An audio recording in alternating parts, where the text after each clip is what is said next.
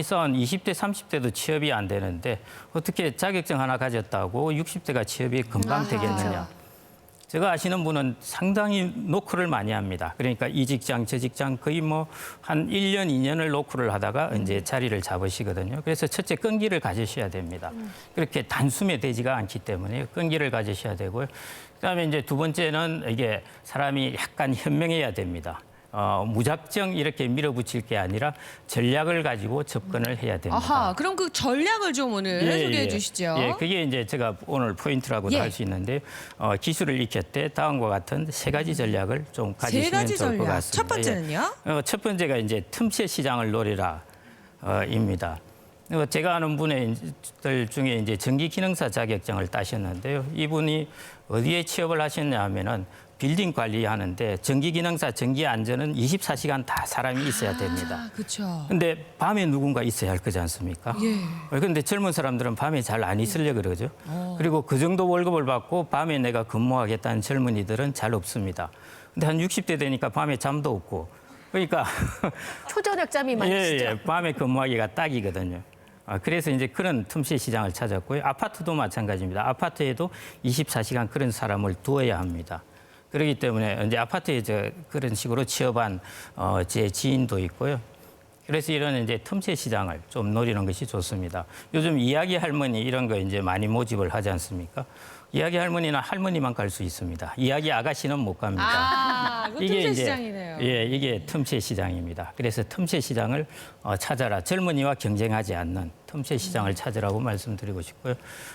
그다음에 이제 두 번째는 하루라도 빨리 취업을 하시라고 말씀드리고 싶습니다. 이것도 이제 눈은 안 하고 싶어서 안 하냐 뭐 이런 이야기를 하시기는 하는데요. 그러지만 이게 많은 분들이 야 이게 이 정도 월급을 받고 내가 갈 수 있겠냐 이런 생각을 하십니다. 그런데 제가 왜 이런 말씀을 드리냐 하면은 앞으로 우리 베이비 부모들이 한 20년 동안에 이 어마어마하게 쏟아져 나옵니다. 자, 이 사람들이 쏟아져 나오면은 어디로 나오겠습니까? 다 일자리를 구하러 많이 나오게 됩니다. 그러니까 경쟁이 아주 치열하게 되거든요. 그러니까 임금이 이만하던 게 경쟁이 치열하면 임금이 어떻게 되겠습니까? 자꾸 떨어지죠. 그러니까 지금 같은 상황에서는 조금 낮더라도 빨리 일자리를 차지하는 것이 훨씬 현명하다는 것입니다. 요즘 정규직 일자리 한 50대, 60대를 대상으로 이렇게 모집을 하면요. 예. 경쟁률이 수백 대 1이라고 그럽니다. 그래요. 아니 우리 평생을 경쟁하고 사셨는데 또 경쟁. 맞습니다. 네, 죄송하게도 조금 그런 상황인데요. 그래서 제가 이제 1인 1기를 말씀드린 것입니다. 그냥 일반적으로 관리직으로 이렇게 또 재취업하고 하는 것보다 자기의 기술을 가지고 그렇게 이제 들어가는 것이 좋을 것 같습니다. 그다음에 이제 세 번째는요. 조금 이제 성역할에 대한 고정관념을 좀 없앴으면 좋을 것 같습니다. 뭐냐면은 우리나라는 지금까지 제조업으로 성장을 하다 보니까 중후장대형이라고 해서 용접하고 뭐 이런 일들을 철강 이런 일들을 했는데 여기에 남자들이 적합하죠. 그렇죠. 그래서 예전에는 남자들이 일자리가 많았습니다. 네. 근데 요즘은 서비스업으로 자꾸 변해가고 있습니다. 카페 많이 생겨나죠. 미용실 생겨나고 그다음에 변호사들도 요즘 그 변호사 시험 같은 경우도 여성이 거의 절반을 차지할 정도로 많아졌습니다. 이것도 서비스업입니다. 그러니까 서비스업의 일자리는 자꾸 많아지고 제조업의 일자리는 줄어들고 있습니다. 그래서 남자들도 조금 과장하면 이제 남성들이 설 자리가 좁아지고 있다. 그렇습니다. 과장이 아니라 실제 그렇습니다. 그래서 요즘 창업에서도 여성 창업자들이 자꾸 많아지고 있는 그래요? 추세입니다. 훨씬 유리하니까요. 그러니까 남성분들도 나는 남자는 이런 일을 해야 한다는 고정관념을 조금 버리시고 예를 들어 요즘은 이제 남성분들 요리도 많이 하지 않습니까? 그렇죠. 뭐 요리나 이런 쪽도 괜찮고 요양시설 같은 경우 보면은 거의 이제 여성들이 많이 하고 있습니다. 이런 쪽도 이제 도전해 볼 만하고 자기가 가지고 있던 성역할에 대한 고정관념을 좀 버리는 게 좋을 것 같고요. 하긴 남성 환자의 경우는 남성 요양보호사를 찾는 경우들이 그렇죠. 많을 테니까요. 그렇습니다. 예. 네. 그래서 이제 여성들은 요즘 요양보호사 시험을 많이 치는데요. 아직 남성들은 이런 거 쳐다보지도 않고 있습니다. 그래서 이런 고정관념을 좀 버리시는 게 좋을 것 같고요. 네, 그래서 좋습니다. 한편으로 이제 요즘 이야기 할머니 제가 또 말씀을 드리는데 왜 이야기 할아버지는 없는지 모르겠습니다. 그래서 하시면 되죠. 국가도 그러니까 국가에서 이야기 할머니를 모집하거든요. 그래서 이제 국가도 이런 성역할에 대한 고정관념을 이렇게 좀 자꾸 허물어뜨려야 일자리가 많이 생겨날 수 있을 것 같습니다. 그래서 이제 이렇게 성역할에 대한 고정관념. 근데 이제 나는 도저히 못 바꾸겠다. 남자분이라면은. 이럴 때는 여러분들의 배우자를 한번 쳐다보십시오. 배우자를 쳐다보시고 내 배우자가 정말 좋은 기술과 능력을 가지고 있는데 이걸 썩히고 있었구나 하면은 배우자에게 한번 투자해 보십시오. 배우자에게 투자해서 요리를 잘하고 케이크를 잘 만든다면은 유학도 보내주시고. 그래가지고 그런데 조심하셔야 될 게요.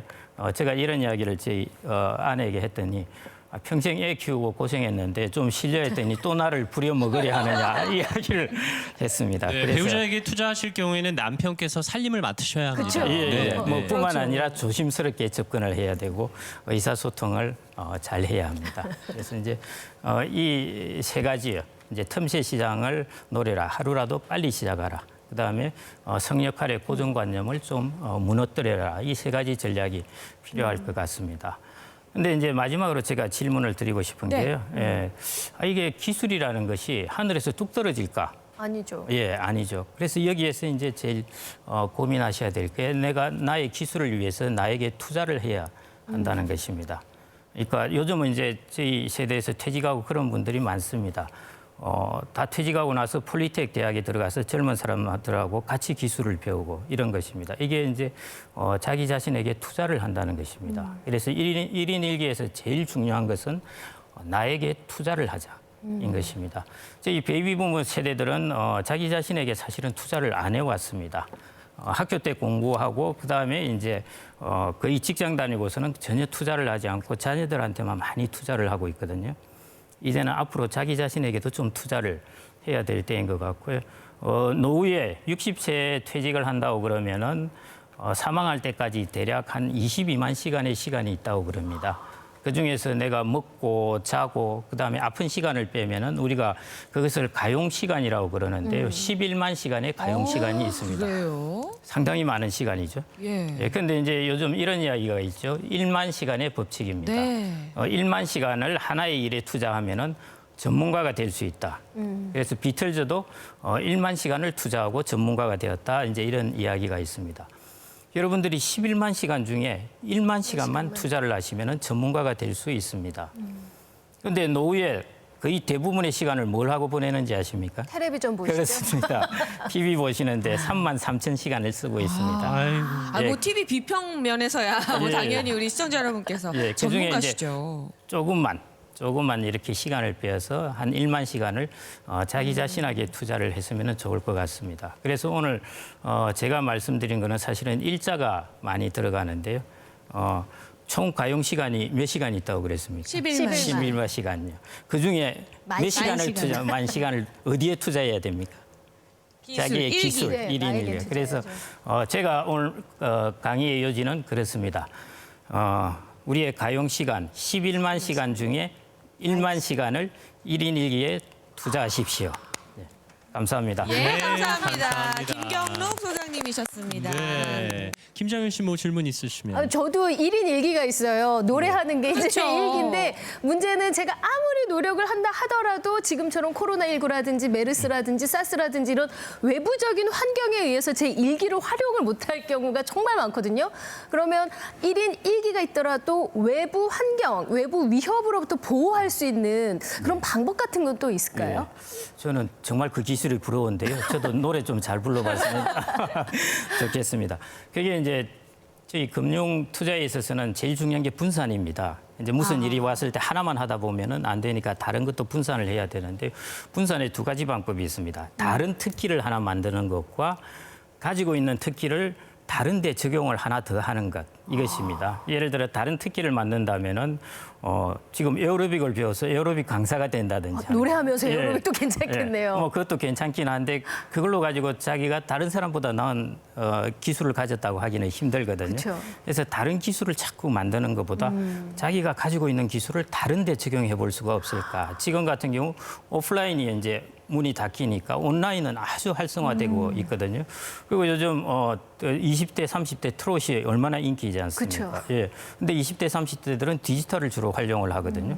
그러니까 자기의 오프라인뿐만 아니라 이제 디지털을 연결을 하는 것. 오히려 이 적용 분야를 오프라인에서 디지털로 분산하는 것. 이쪽이 더 좋지 않을까 생각이 듭니다. 조금 노력을 더 감사합니다. 해야겠군요. 직업 상담은 방송 끝나고 계속 예. 이어가겠습니다. 이제 고정관념 버리고 틈새 시장 노리면서 예. 지금이라도 빨리 시작하는 게 좋다는 김경록 소장님의 강의였습니다. 소장님 감사합니다. 감사합니다.